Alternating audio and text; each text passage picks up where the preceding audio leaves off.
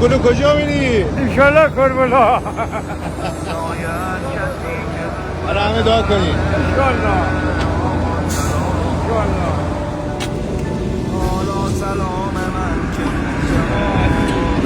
یا علی یا ولی. کجا رسیدیم با کلو؟ بدگاه نجات هم. بدگاه نجات. خدا قسمت همه کنه انشالله. انشالله. از با آقای امیر المومنین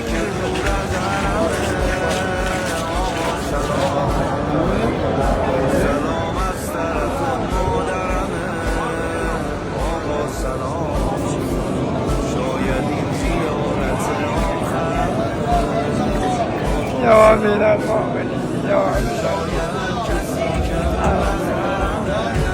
ای خدا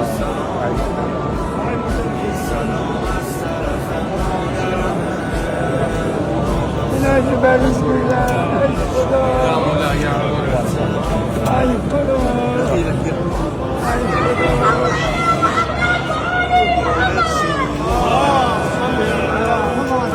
حاجت همه رو کن یا امیر المومنین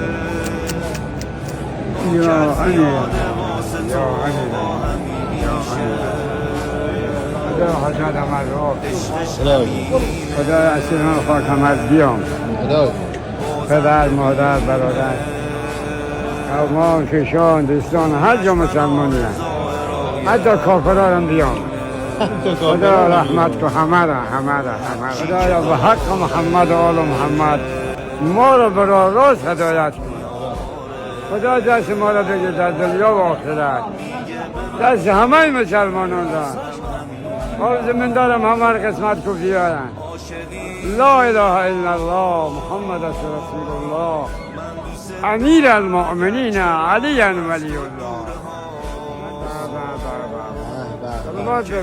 اینجا کجاست؟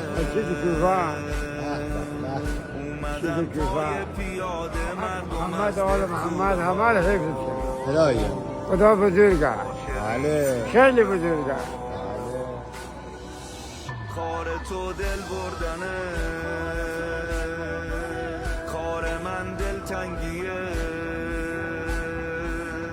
برای امام زمان ظهور امام زمان دعا کنیم انشالله دید بیان چشم ما روشن رو انشالله. اللهم عجل فرج. کار من هم نوکری من ندارم